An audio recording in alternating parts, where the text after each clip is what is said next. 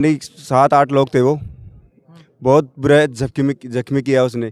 मैंने उनकी 22-23 साल उम्र है सर। 22-23 साल के एक जवान लड़के की मौत हो जाती है और आप पोस्टमार्टम के लिए इतने लालायित हो रहे हैं। आप किसी आपके प्रशासन के बड़े अधिकारी से या कोई नेताओं से बातचीत हुई?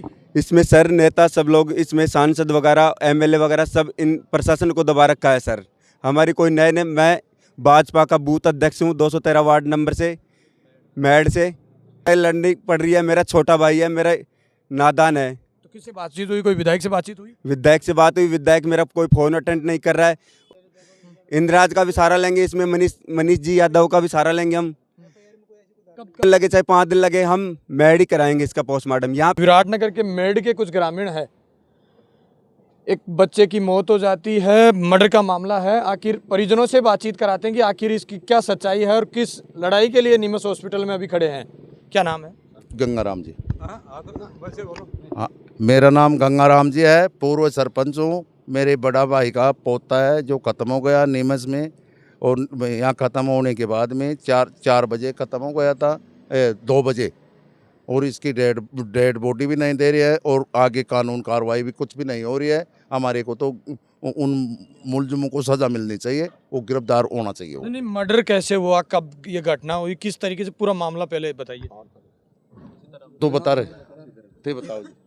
ये 4 जनवरी की बात है। 4 जनवरी को किसी ठेकेदार ने इसको बुला करके ये कहा कि सुभाष आप मेरे पास आओ, कुछ आपके पैसे हैं वो पैसे भी दे दूंगा मैं, और आप मेरे पास चल के आओ। फिर सुभाष और सुभाष के साथ पूरी टीम थी 5-7 लोगों की जो इसके साथ काम करते थे, रोड पट्टी का काम करते थे।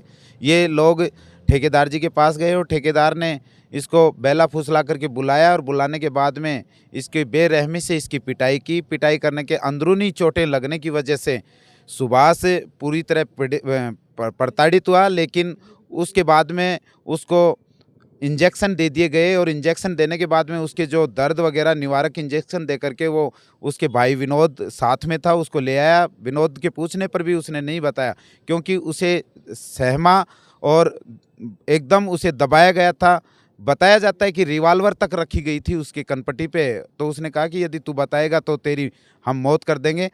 तो इस वजह से वो सहमा रहा, और काफ़ी दिनों बाद में उसने, जब उसकी स्थिति अलग बनी और उसके शरीर में जगह जगह पे यानी कि इन्फेक्शन फैला, मवाद बढ़ी, बाद में डॉक्टर्स वगैरह ने कहा कि आपको चोट है, तो फिर उसने बाकायदा यानी कि बराला जो हॉस्पिटल है चोमो में जाकर के उसने ये कहा कि मुझे फलां व्यक्ति ने और इन लोगों ने मुझे पीटा है। वो बाकायदा पुलिस का एक रहनुमा, प्रशासन का एक अधिकारी गया था, प्रशासन के अधिकारी को ये बात बता दी गई, और एफआईआर दर्ज करवाने के बाद में भी 8 रोज़ हो गए, आज तक उनकी गिरफ्तारी नहीं हुई है। और सुभाष मृतक आज जी अपना सुबह 2 बजे के लगभग उसकी अंतिम सांस निकली है, और सुभाष के परिवारजन खड़े हैं, उसके गांव के लोग खड़े हैं, उसके रिश्तेदार खड़े हैं, काफ़ी लोग खड़े हैं समाज के। उनकी एक ही डिमांड है कि भाई सुभाष को न्याय मिले, मृतक को न्याय मिले, हम उसके साथ हैं। और उसका जो पोस्टमार्टम है वो यहाँ निम्स हॉस्पिटल में, निम्स हॉस्पिटल की कोई किसी प्रकार की प्रशासनिक कोई गलती नहीं है। प्रशासन हमारा सहयोग नहीं कर रहा है, प्रशासन हमारा सहयोग करे। हम विराटनगर या मेड में पीएससी में इसका मेडिकल करवाना चाहते हैं, पोस्टमार्टम करवाना चाहते हैं। हमारी यही अनुमति है मीडिया से और प्रशासन के अधिकारियों से कि सुभाष को न्याय मिले और सुभाष के परिवारजनों को भी न्याय मिले। आप कह रहे हैं कि सुभाष को न्याय मिले, न्याय मिलेगी कैसे? अभी तक कोई गिरफ्तार नहीं हुआ और आप पोस्टमार्टम की लड़ाई लड़ रहे हैं, और पोस्टमार्टम की लड़ाई में भी आप काफ़ी लंबा समय गुजार दिया। मैं मीडिया से यही कहना चाह रहा हूँ कि ये लोग सुबह से यहाँ पे बैठे हैं, 2 बजे के बाद में ये एक्टिव हो करके इन्होंने ये बाकायदा ये बोला है कि जो निम्स हॉस्पिटल के डायरेक्टर हैं वो कह रहे हैं कि आप ले जाओ, कोई दिक्कत नहीं, आप कहीं भी पोस्टमार्टम करवा लो। लेकिन प्रशासन के नुमाइंदों और प्रशासन के अधिकारियों के द्वारा कहा, इन परिवार को दबाया जा रहा है बार बार कि नहीं, निम्स में ही आप पोस्टमार्टम करवाएं। इसलिए परिवारजन की ये जिद है कि हम मेड या विराटनगर में ही इसका पोस्टमार्टम करवाएं, और आगे की कार्रवाई उसके आगे होगी। देखो, अब प्रशासन से मेरी यही है, हाथ जोड़ करके संपूर्ण समाज बैठा है, वो यही कह रहा है कि भाई सुभाष को न्याय मिले। 8 रोज हो गए एफआईआर दर्ज कराए हुए, अभी तक उनको किसी प्रकार की कोई गिरफ्तारी नहीं है। नॉर्मल धाराएं लगा दी गई हैं, उसके शरीर पे भारी चोटें हैं, और उसका पोस्टमार्टम हम मेड या विराटनगर करवाना चाहते हैं। उनके छोटे भाई सुभाष के बड़े भाई हैं, क्या नाम है? विनोद मेहरा नाम है मेरा। विनोद भाई, कैसे बातचीत आगे बढ़ी, कब हुई थी ये चोट, आखिर कब हुआ हमला उसके ऊपर? 4 जनवरी को हुआ था साहब, 4 जनवरी को हुआ था इसके साथ हमला। ठेकेदार ने बुलाया कि भाई जो तुम्हारे पैसे हैं पैसे लेके चले जाना और अपन काम पे चलेंगे। तो काम पे तो लेके नहीं गया और पूरी टीम लेके गए, ठेकेदार के घर चला गया ये। ठेकेदार के घर जाने के बाद में ठेकेदार ने इनको चाय पानी भी पिलाया।